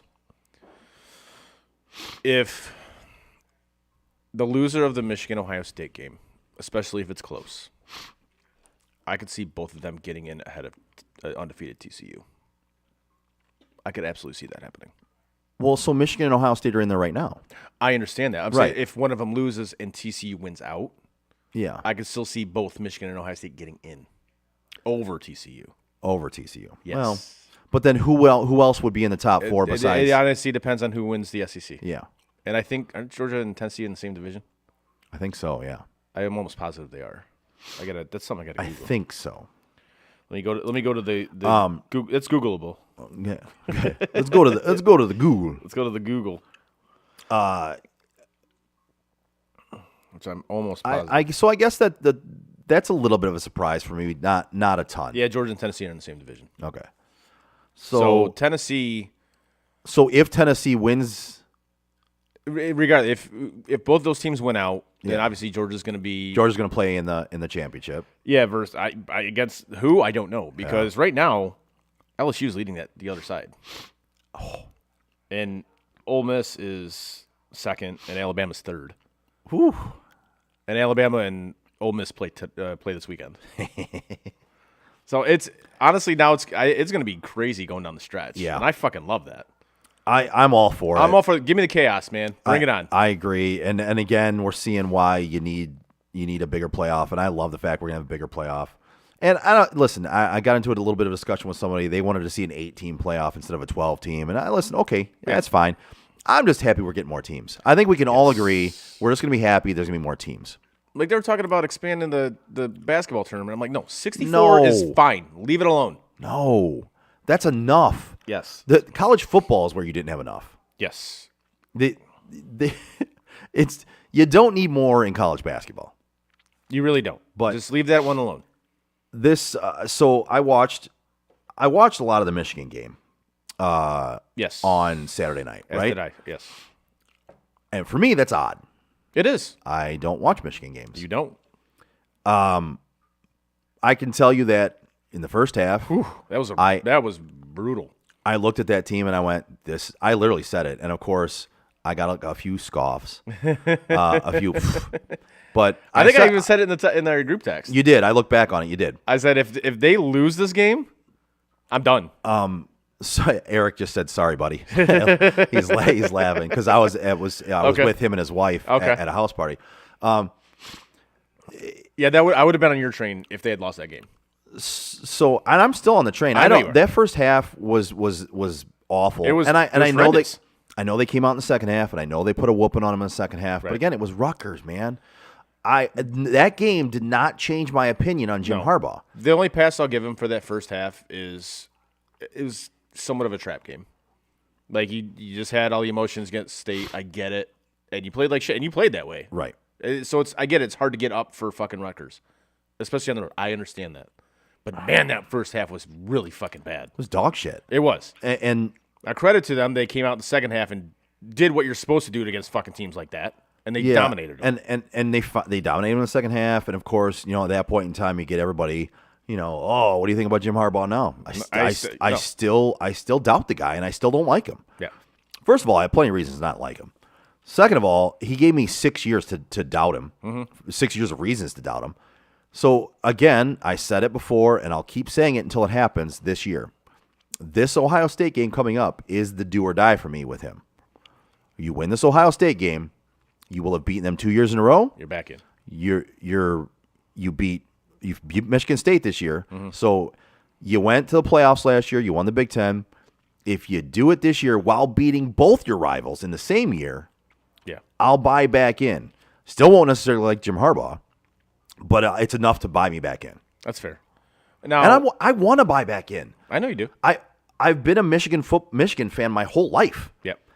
To be this out on supporting Michigan football is not fun for me. I'd like to be there for the ride. I just can't buy back in yet. I can't do it. And man. that's fair.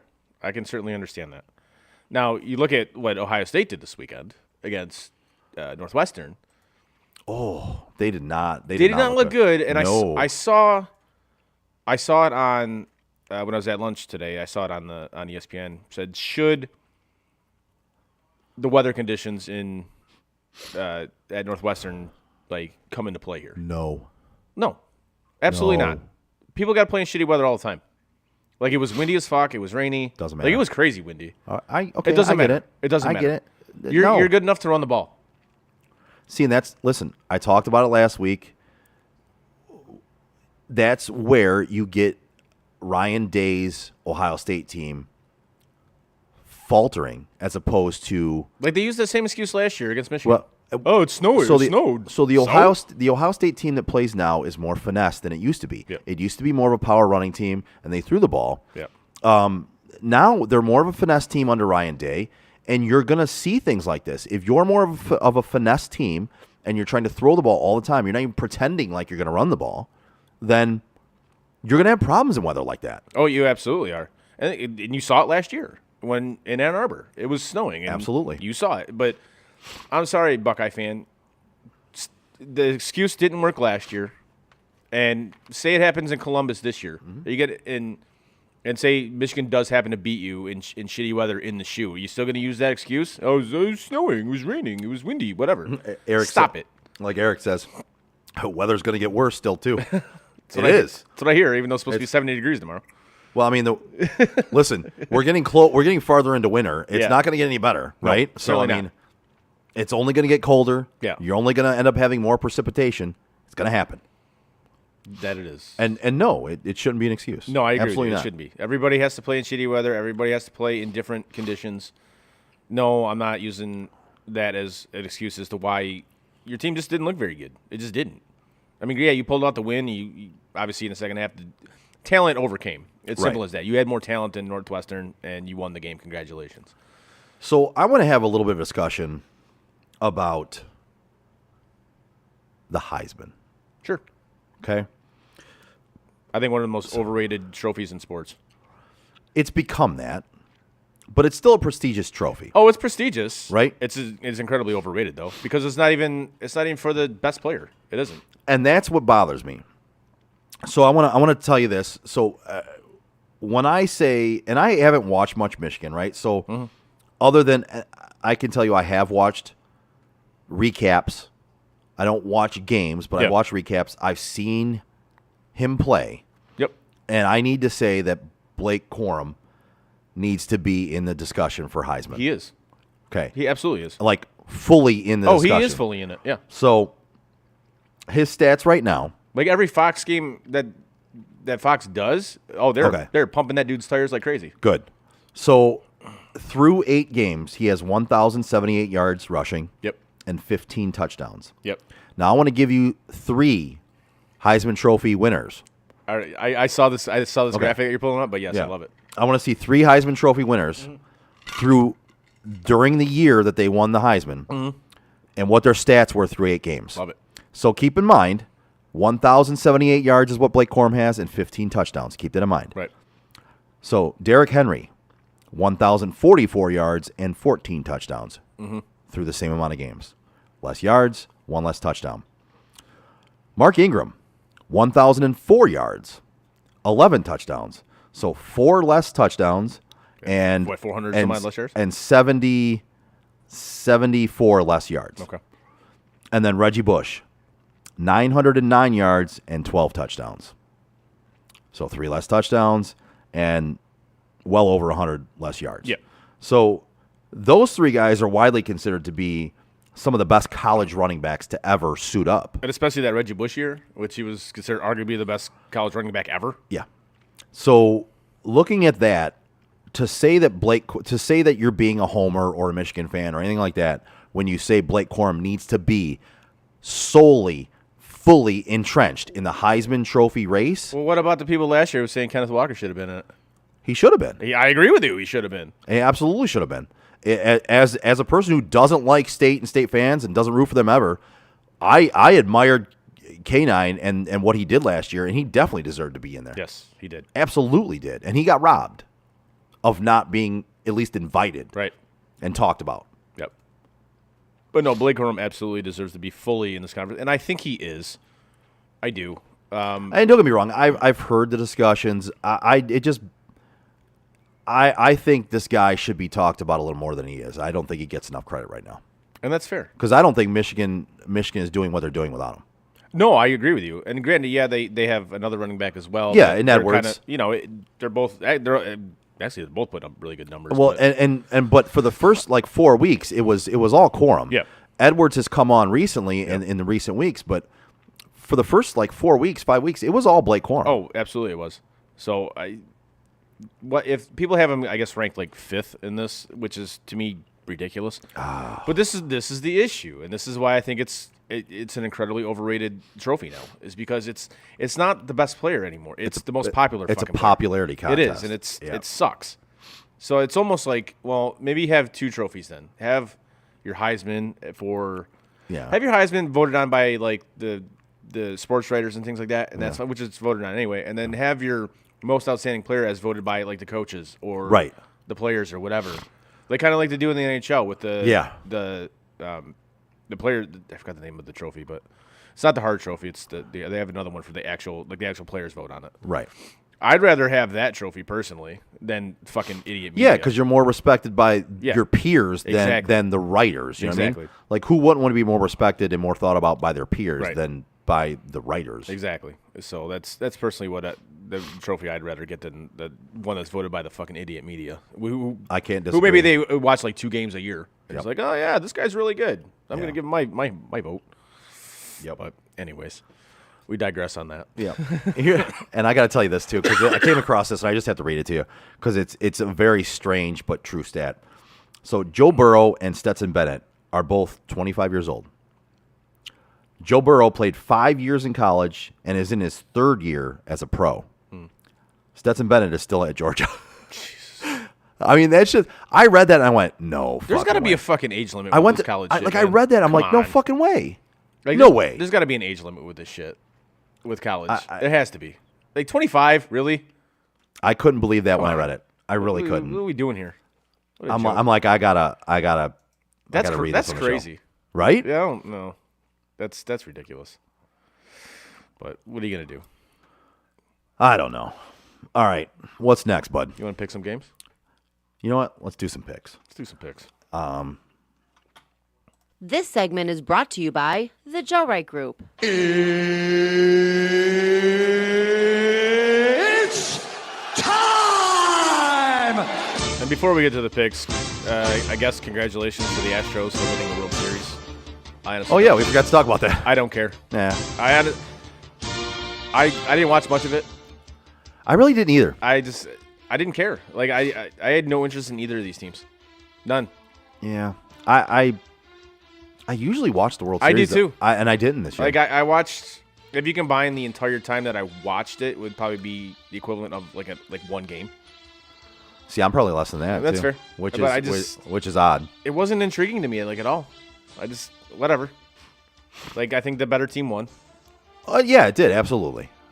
But other than that, it just didn't Do it for me. And that sucks because kind of like you, I used to like love the World Series. Like it was one of my favorite things in the world. And now, for me, honestly, in recent years, I haven't watched as much baseball as I used to. and that's fair. I think it's odd. I don't know why. I can't put my finger on it, but I just don't watch as much. I feel like it's gotten so saturated and commercialized that it's just kind of, I don't know. Eric said you left when we watched the ninth inning. I did. I did. I was done with the day. I watched all the college football I could watch, and Yeah. I wasn't. They were in the ninth inning. It looked like they were going to win, and I was just like, yeah, I'm out. See ya. Yeah, whatever. I saw that Houston won. I'm like, cool. All right, next year, whatever. Yeah, I'm trying to think. Was I actually there when they got the last out, and then I turned around and walked away and left? I don't remember, but I wasn't really interested. Yeah, it didn't really do much for me. Anyways, back to the picks. We actually got a big slate this week, so hopefully everybody's ready for this. That's what she said. Is Eric calling in? No, he's actually going to pick on the feed. Okay. He's going to put his picks in on the feed. All right. Are you going to be able to type them in? I can, yeah. Okay. All right, so first up we got LSU laying 3, taking on Arkansas. All right. Let me get my computer set up over here. I'm All right. Say that one again. We got LSU taking on Arkansas. LSU And taking on LSU's laying 3. LSU laying 3. Yeah. Give me Arkansas with LSU coming off that big win against Alabama. Give me a letdown game against Arkansas at home. That is.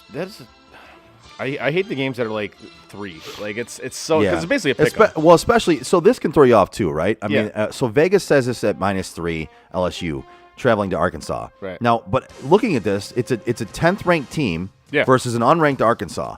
So what is Vegas telling you by saying it's only a 3-point spread? They're expecting a letdown too. Right. Yep. So again, that points me by all accounts.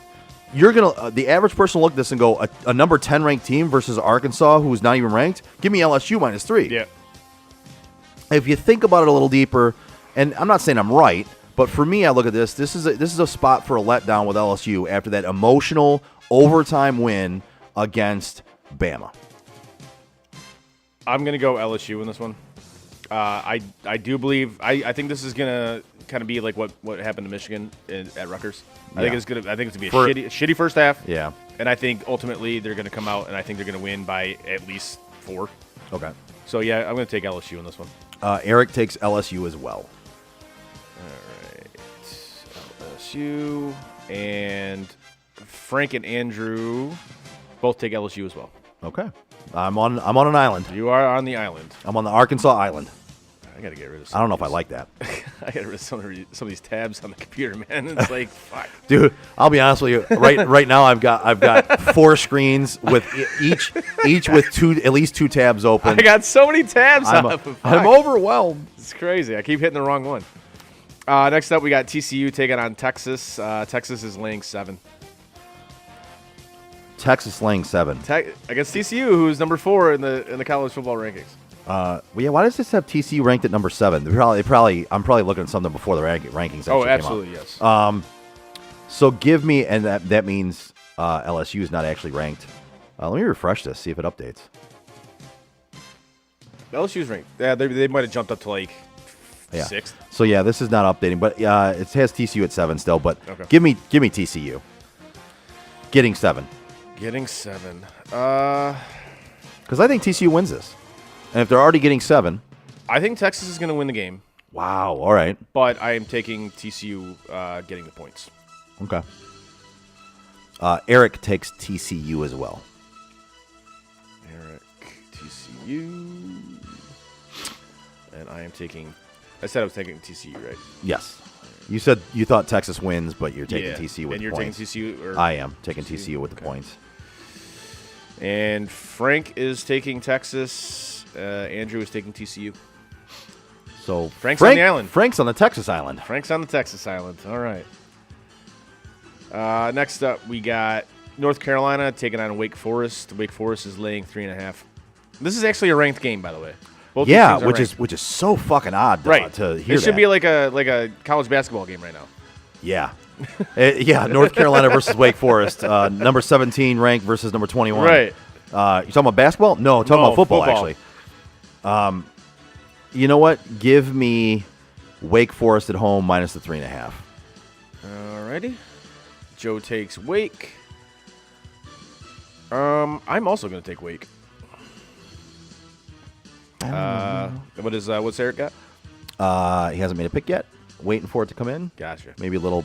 We do have a delay, so obviously Yeah. that comes into play. Frank is taking North Carolina, and Andrew's taking Wake. Okay. Eric's pick just came in. Wake Forest. So who's on the island on this? Oh, Frank's on the island again. Frank's on the North Carolina island? Yes, he is. Ouch. Damn. Next up, we got Kansas State taking on Baylor. Baylor's laying 2.5. Wow.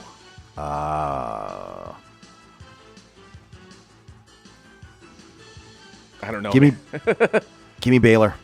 That's a tough one, but give me Baylor at home. I am going to go. Did Kansas State lose this last week? I don't know. That is a good question.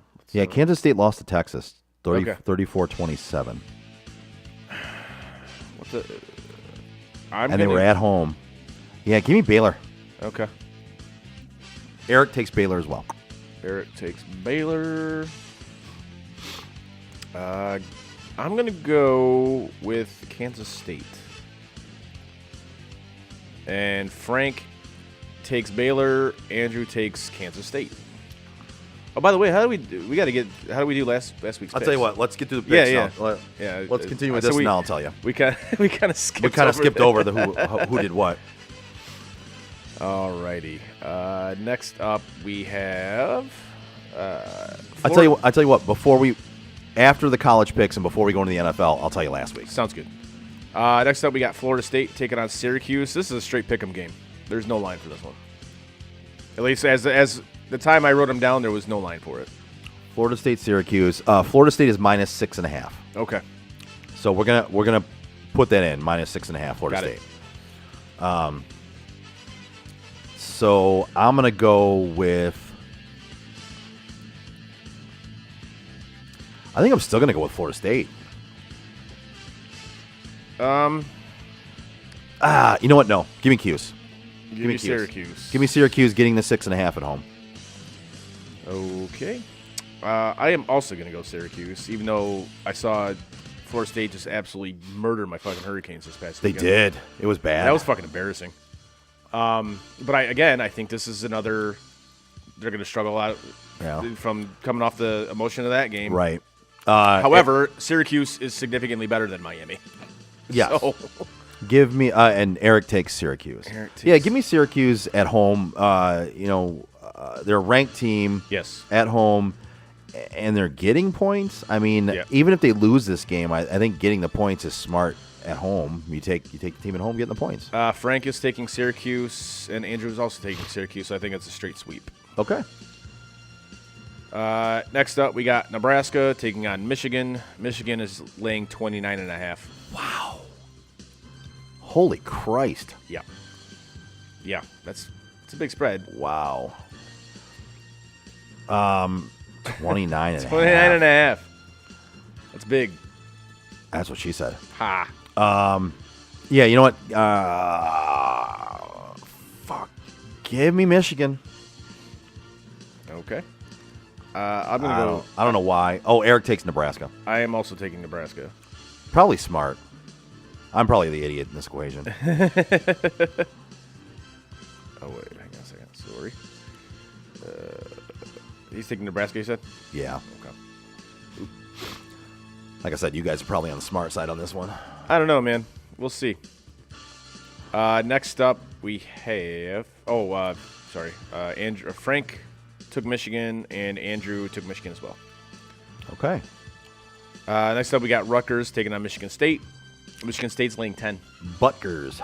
Yes.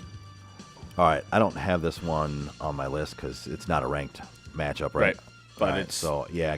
It's a Big Ten. Yeah, give me Big Ten. Hold on one second. Michigan State's minus 10. Yes. Give me Rutgers. So Michigan State gutted out a win this last week, right? And we got to give them credit. We didn't talk about it when we talked. They went to Champaign and they beat a good Illinois team. They did. They beat a good Illinois team, and Illinois was ranked.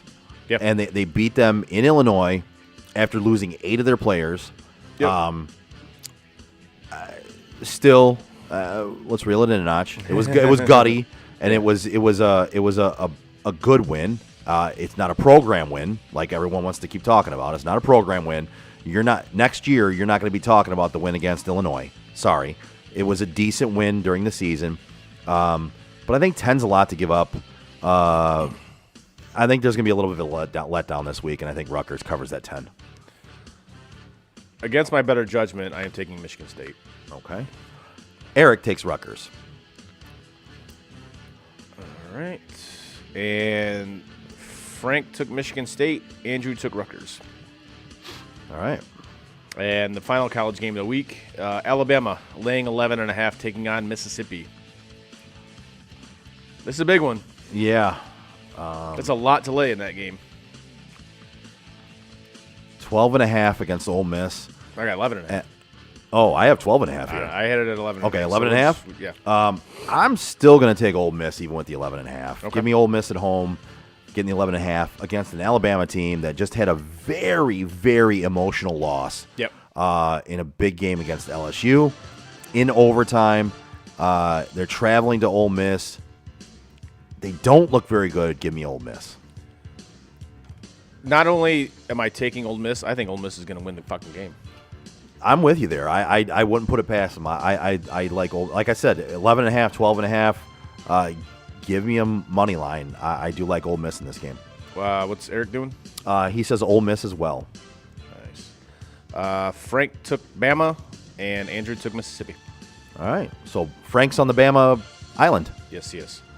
All right. Is that the last game That is the last college for the game, college yes. game? All right. So I tell you what, I'm going to get to last week's picks. Okay. So there were 3 winners this week. 3 winners. They were Frank, Andrew, and Eric.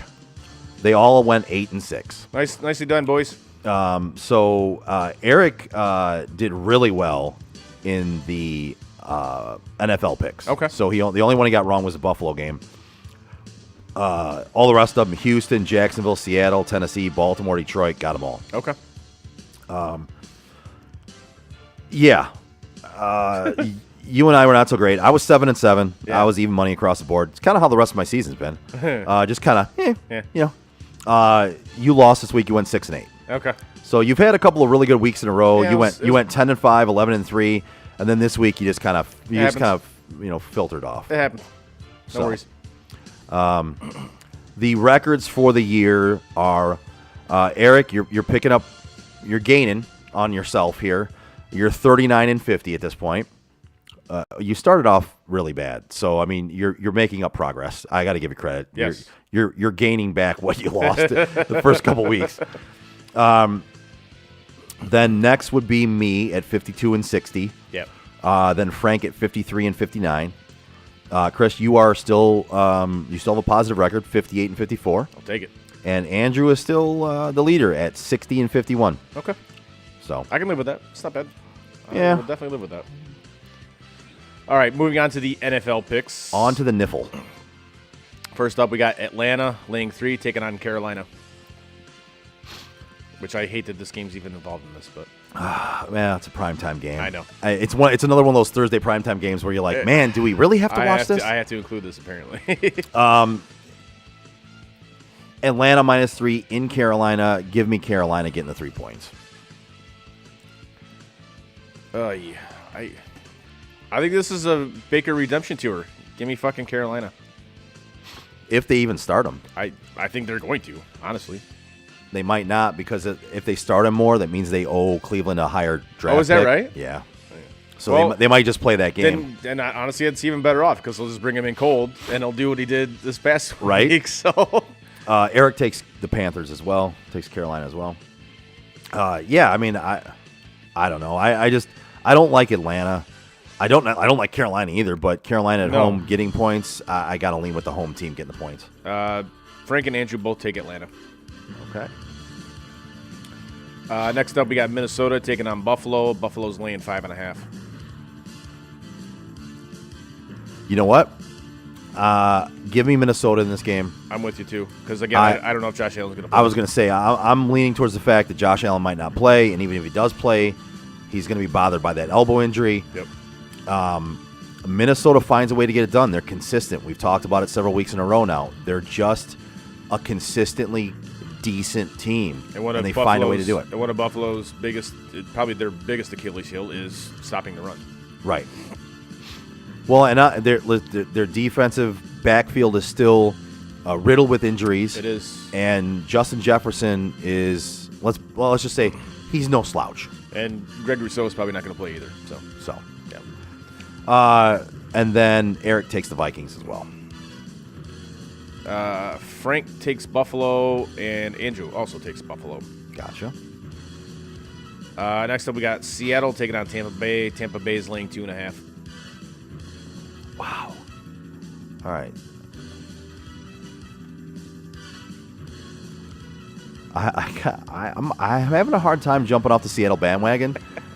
And listen, I know Tom Brady led a game-winning drive this last week, but give me let Geno cook. Okay. Let Geno cook. I'm taking Tampa Bay for no other reason than the cross-country flight. That's tough. You know that's tough. Yeah, it is tough. And I think now that this whole fucking divorce shit is over with, Brady is finally he looks engaged now. He does.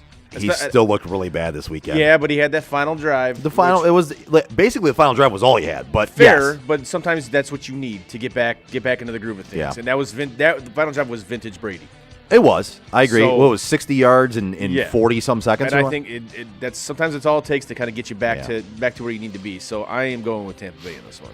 And that's a 9:30 start, isn't it? Oh, yeah. That's right. I forgot about that. It's in fucking Germany. Yeah. I thought it was in Tampa Bay. It's in fucking Germany. It's in Germany. So both teams are going to have fucking travel issues. Yeah. Fuck it. Give me, Brady in Germany, fuck it. Go Tampa Bay. All right. Eric takes Seattle as well. I believe his wife is German, so fuck her. Well, his ex-wife? Yes. Yeah. Maybe he'll meet another German supermodel. That's right. There. Who does Eric take? He's taking Seattle. Okay. Frank is taking Seattle, and Andrew is taking Seattle as well. Okay. Looks like I'm on the island on that one. You're on the Brady Island. All right. Next up, we got Cleveland taking on Miami. Miami is laying 3.5. Oh, wow. Give me Miami. Give me Miami at home. Yep. I'm with you on this one. I'm also taking the Dolphins. Eric says morning tailgate about the Germany game. I mean, we'll be watching it during the game. I'll say we'll be doing our show during the game, so we can if you're tailgating and watching the Germany game, you can listen to us as well. Yeah, tune in, man. Who's he taking for? He's taking Miami. Okay. So we all three take Miami. Us three, and it's a sweep. Sweep. We're all taking Miami. Sweep for Miami. Gotcha. We're all taking Miami. Next up, we got the Chargers taking on the Niners. The Niners are laying 7. You know what? That's a lot, but still, that's got to be telling me something. Give me the Niners at home, laying the 7. We talked about it earlier. The Chargers do not look good. San Francisco is going to be coming off a bye week with being fresh, incorporating CMC more into the game plan, which I don't know how you can really do. Yeah, right. Because he did everything in that last game. Legitimately. And Deebo Samuel possibly being healthy coming back into this game. Give me the Niners -7 at home. I'm also taking the Niners. As does Eric. Okay. They're scheduled down the way, especially having CMC now. If you can get a healthy Deebo, you got Ayuk getting involved. You got Jimmy G hopefully not making mistakes and looking decent. Right. I think CMC makes a huge difference on that team. He does. And I'm looking at my pick right now for them representing the NFC in the Super Bowl. It's looking good. And I feel really good about it. You should. I can definitely see them and the Eagles matching up, and I think it'll be a hell of a game. Absolutely, yeah. It's clean sweep across the board. We're all taking the Niners. Nice. Next up, we got Dallas -5 taking on Green Bay. Oh, two teams that want to shit the bed again. This might be a Detroit-Green Bay game all over again. This might be a game where nobody wants to win. But man, I hate taking either one of these teams because Green Bay looks like shit. Dallas, I just fucking hate Dallas. Give me Dallas. Coming off a bye week, prepared for a bad Green Bay team. Give me Dallas. I like we talked about earlier. I think Green Bay is just they're broken. That's a broken team. Yeah. Give me the fucking Cowboys. God, I hate the fucking Cowboys. I hate picking them for anything. I know. So do I. Sorry, Steve. Who's Eric taking? Don't have a pick yet. Taking the Cowboys. Taking the Cowboys. Okay. He said the same thing about. He said the Niners one was a tough. Oh, that's a tough pick. That's another sweep. We're all taking the Cowboys. All taking Cowboys. Wow. Yep. All right. Next up, we have Washington taking on Philly. Philly is laying 11. You know what? Philly never covers their spreads. I don't think they're gonna. And it's tough for me to see them cover in this one. I like them. I think they're going to win. But they just never cover the spread. Give me Washington. I'm taking Philly in this one. Who's Eric got? Nothing yet. Okay. Frank is taking the Eagles as well as Andrew. Oh, I might be on Washington Island. Am I going to be on Washington Island? You're gonna be on Heineken Island. Don't do it to me, Eric. Heineken? Yes, he took Washington. He took Washington. Yes. Thank you, Eric. That's great. I didn't want to be on the Heineken Island all by myself. Heineken Island. Drinking some Heinekens, watching some Commanders play football. And the biggest, wait, fuck that. Watching the Redskins play football. There you go. And the biggest game of the week, as always, the Detroit Lions taking on the Chicago Bears. The Bears are laying 2.5. Give me the fighting Justin Fields. Oh, 100%. Bears all the way. Give me Justin Fields to have another fantastic fucking game against the Detroit Lions. As Frank says, Bears by 1 million. Give me fuck the team. Give me Justin Fields by 1 million. Who is? I'm assuming Eric's taking the Lions. Don't know yet. Haven't made a pick yet. Okay.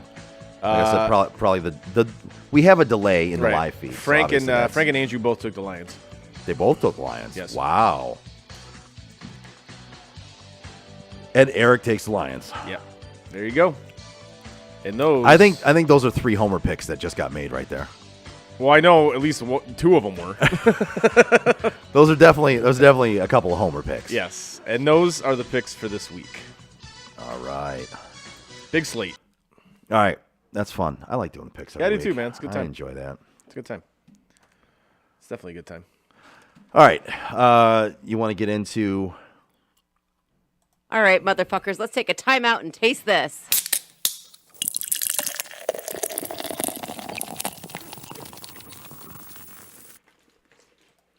All right, motherfuckers, let's take a timeout and taste this. Yeah, this one is something that I don't think we've come close to trying. So this one's definitely going to be interesting. And Frank, I think you would actually like this one if you were here. I was gonna say it's a shame because you had showed me that one. Was it Sunday when we were here? Yeah. And you had before Frank had gotten here. You were like, I think Frank's gonna like this one next week. I think you would, but obviously he's not here to try it. But So Frank, you gotta bring something next week, buddy. We might not be doing next week. Oh, that's right. Yeah, that's right. You're going to. It's a possibility. Philly. I might be going to Philly next Right. week. So I think I'll find out tomorrow. So what we're trying here is called. It's from Prairie Artisan Ales. It's called Seasick Crocodile. It is a sour ale with cranberries, ginger, cinnamon, and nutmeg.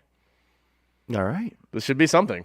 It's going to be something. Yes, it is. I'm going to go with it's probably going to be something that I'm not going to want to actually drink. But, that's what this segment's all about. Let's try new shit. And give our actual opinions on stuff like it actually matters to people. I don't really think it does, but whatever. It doesn't. All right, man. All right. I'm sure it'll taste good with that gum that you took out of your mouth. Yeah, I'm gonna take the gum out of my mouth so I can actually taste this and not the gum. But cheers, brother. Oh my Christ! Oh Lord! Holy fuck! Oh, that's fucking awful. That's one of the worst things I've ever fucking drank. That is terrible. Holy fuck, that's awful. Jesus, Mary, Mother of God. Oh, it won't go away. Oh my god. But it's weird. Didn't you get like the fucking? It won't go away. Then you get like the cinnamon at the end of it, like the cinnamon and the nutmeg at the end of it. Oh, that's fucking awful. Holy shit. God, the sourness of that. Jesus. That's nasty. Oh, I give it a 0.5. that's nasty. I give it a 0.5 simply because of the end of it, because you actually taste the cinnamon and the nutmeg.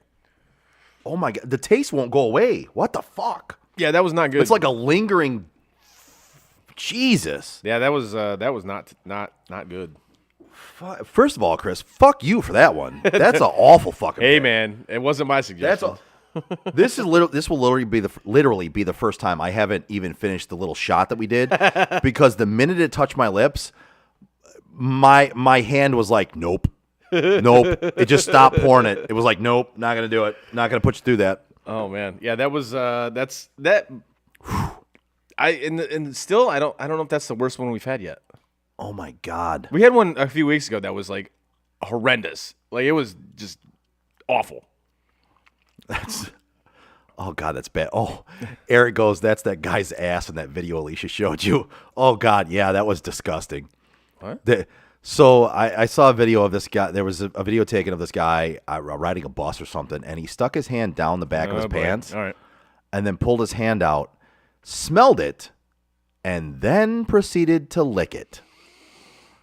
It was fucking brutal. And I'll be honest with you, yeah, this tastes very fucking bad. It tastes like maybe it is asshole. Like I know all the people are like all about like eating ass now and shit like that, but Yeah, that's but, a little bit extreme, man. That's weird. First of all, eating ass, come on. But nobody's going to eat their own. You don't eat your own ass.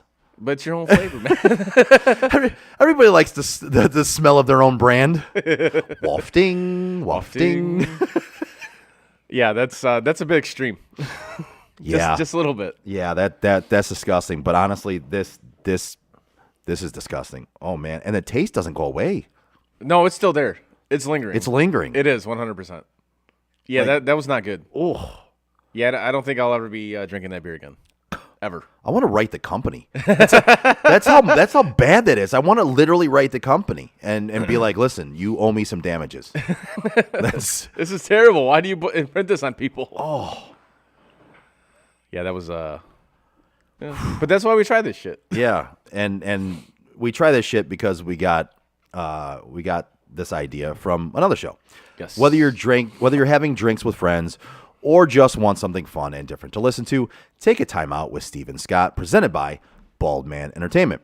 Time Out with Steven Scott is drinking, jokes, wrestling, movies, memories, and so much more. Every show, they taste and sample different drinks and foods, which is where we got this idea from. Sometimes it's a really terrible fucking idea. Sometimes it's a really bad idea, like when they play Jelly Bean Roulette. Another really bad fucking idea. Again, that's Time Out with Steven Scott, presented by Bald Man Entertainment. Look them up on YouTube or at timeoutpodcastwss.com, and be sure to follow them on TikTok, Instagram, and Facebook. There you go. There you go. I got the real version of it this time. You Good. did. Thanks, Chris. Yeah, Appreciate that, no man. problem, buddy. Got the real version. There you go. There you go. All right. Anything else you want to get into for the day, or are we done? And oddly enough, the computer hasn't tried to restart again because of Microsoft updates. Fuck you, Microsoft. Fuck you. I don't. Bill Did Gates. you hear about anything about the Bruins signing that kid? Well, didn't we talk about We it talked about it a a little bit. But no, I didn't. well, so the Bruins finally realized that. Yeah, that was probably a really stupid fucking decision. So it's a bad idea to do that. Yeah.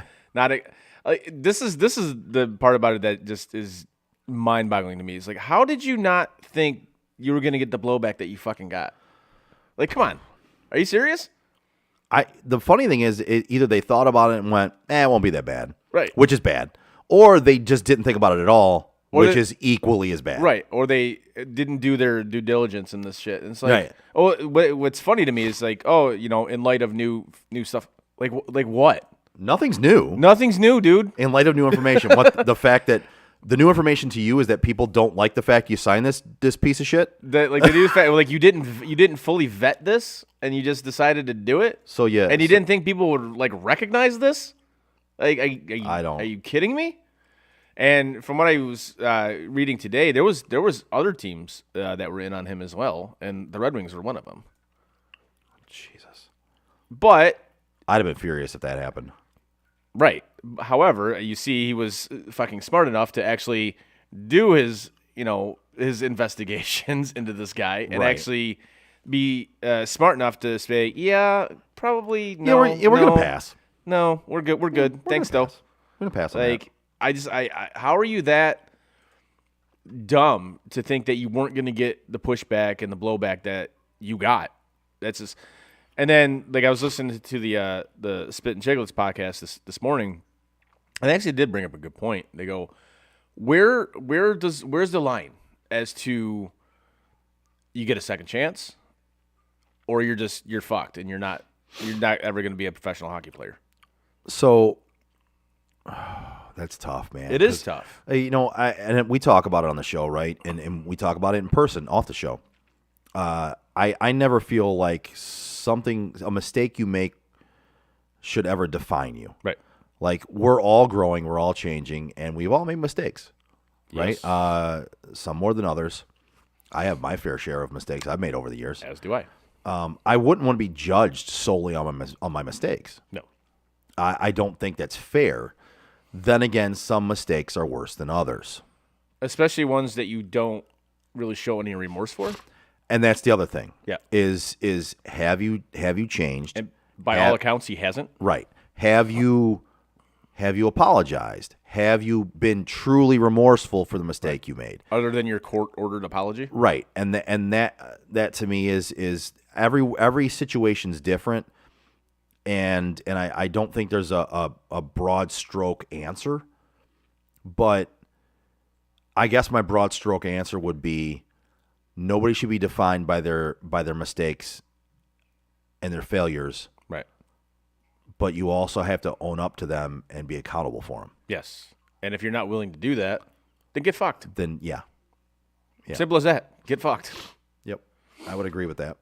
So, but yeah, I just heard kind of like an update on the whole situation this morning. So Gotcha. It's like, yeah, you guys are fucking dum-dums. In light of recent, what? Nothing's recent other than the backlash you got from actually signing the kid. Because you didn't do your due diligence? Right. Because you fucked up. Because you're a professional organization, and who doesn't vet who they're going to sign? Right. Like a pizza place does more vetting than you did on this kid. That's just you. Honestly, Cam Neely, you should lose your job, and Don Sweeney, you should both lose your jobs for this. In my opinion. Speaking of losing your job, whoever brewed that fucking drink, holy shit! I'm not kidding. It's still sticking around. Like that, like when you had like three of your leaders of your team, and all three of them are just like, no, we don't want this fucking guy. And it's kind of unfair to them because this kid wasn't going to play with them anyways. He was going to be mainly in the minor leagues. Right. So maybe you should have gone to those guys and asked them how they would feel about it. Right. But I understand them being kind of like the faces of the Bruins organization as the player on the player side anyway. I'm glad they stood up and said, no, we don't want this fucking guy not only on our team, we don't want this guy in our fucking organization. Yeah, I respect them for that. And you know how much I despise Brandon Marchand, but he was one of the guys that said, no, I don't want this fucking guy on my team. Or even in this organization. And that piece of shit, if he's saying he doesn't want...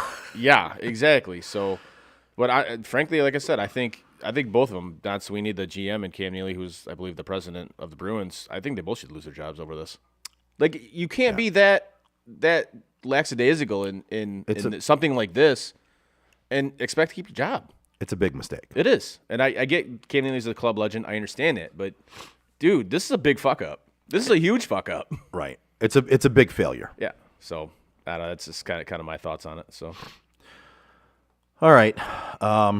Anything else? We're almost at 2 hours. I know, man. We had a lot to talk about. No shit. And Frank wasn't even here. Can you imagine if we had a third person involved?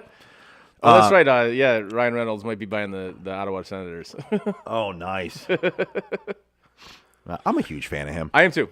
Have you watched the Welcome to Wrexham? I haven't. I want to, though. Watch it. You'll dig it. Yeah. That's good. All right. With that being said, it brings us to a close of this week's episode. Give us a like, a share, and a follow on our social media like Facebook, Twitter, Instagram, Twitch, and YouTube. You can find all of our podcasts at your favorite podcast provider.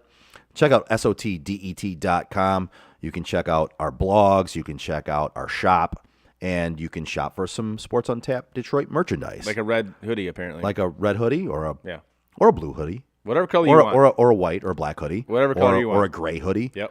Whatever hoodie you want. Because it's hoodie season, you should buy a fucking hoodie. I mean, we're getting into the festive season, so red's probably the way to go. Red. Maybe a green. Maybe a green.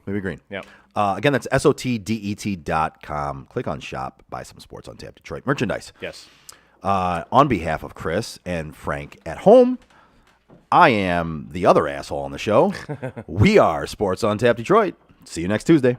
And that is it for us today. No! God, please, no! Bye, have a great time. No! God! Bye, guys. No, no, no, no, no! Bye, buddy. No! Goodbye. No! Goodbye. No! It's never goodbye. You